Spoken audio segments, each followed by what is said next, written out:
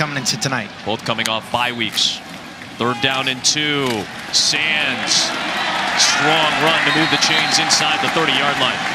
We've got a fresh set of downs at the 29 after Trayvon Sands went to the bench. Jordan McLeod with nothing downfield. Finds DeAndre Kelly in front of him, and that ball comes out loose towards the end of the play. The Owls may have it.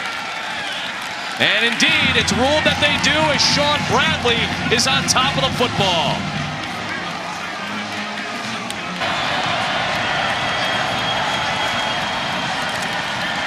Russo connects. He's got the first down to Jaden Blue out to the 45-yard line. He'll pick up 9 yards to move the chains. Most attempts in the American Conference on 4th down. Temple. They'll run it, and Jagger Gardner will pick it up into the red zone.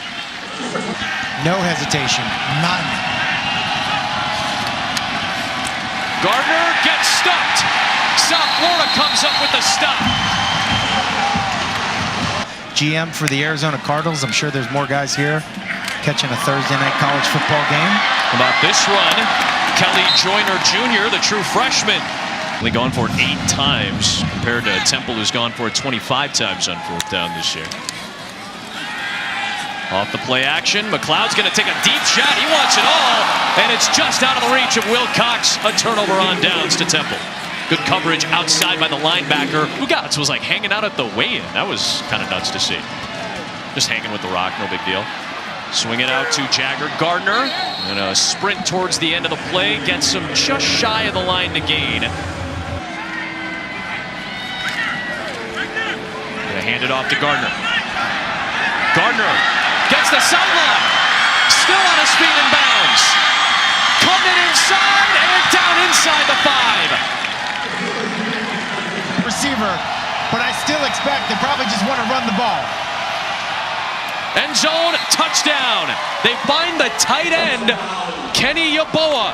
We thought he'd be an impact player. Sure enough, he gets the Owls on the board first. Send some of their big boys back to the goal line.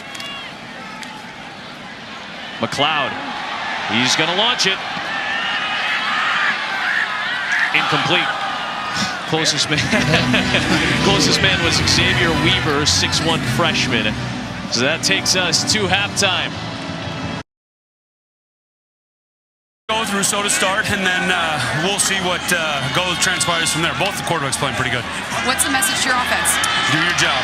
All right, thank you, Coach. Thanks. 20 yards passing because of that throw to Blue.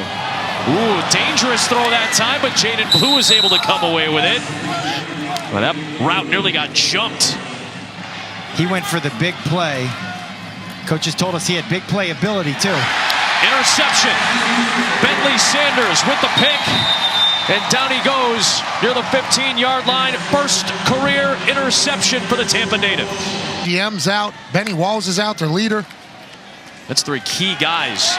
The rest of this front getting it done, though. One of the single-digit guys, Quincy Roche out of Maryland. It's not ideal, especially when your star left tackle is out. Go inside with the screen this time to Terrence Horn, and it's taken away. There goes Sam Franklin, and he's going to take it all the way.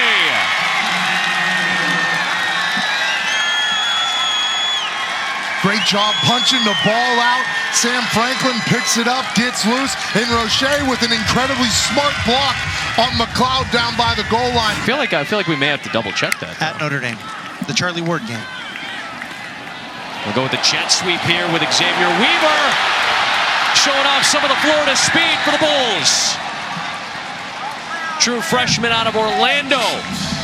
Coaches were talking about how they'd go watch these offensive linemen play in basketball games to get a sense of what they could be at the next level as a football player. Wilcox reaching high, and he takes it inside the 15-yard line. Be alert. First red zone trip tonight for the Bulls. McLeod, end zone. It is caught. It is Bryce Miller, the walk-on.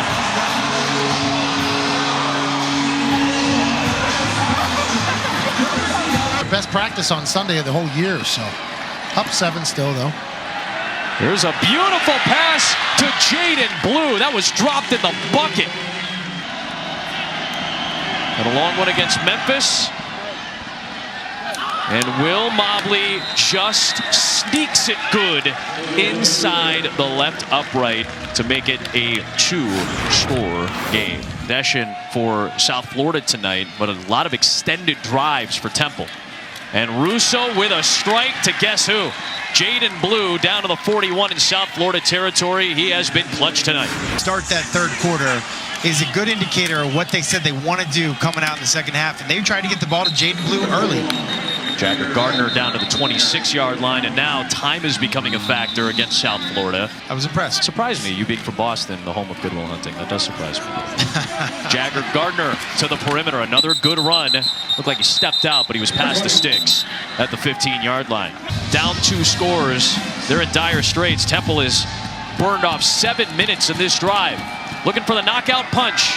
Russo to the end zone and incomplete. No flag. Trying to find Jaden Blue. There's not a lot of urgency right now for the Bulls. Third down with the clock moving, and McLeod's going to take the 9th sack of the night. This time it's Levine and Roche meeting up at the quarterback. 1:10 left. The clock continues to move. Conventional wisdom would say, let's call timeouts. Let's save as much time as possible. We'll go with the screen to Cronkright. He'll step out to save the timeout, but that was 4th down, so it's a turnover on downs. Game's over. What just happened? What are we doing? What a strange sequence from Charlie Strong and Kerwin Bell down the stretch offensively. These Bulls fans are just as confused as us. What an interesting end to this game here.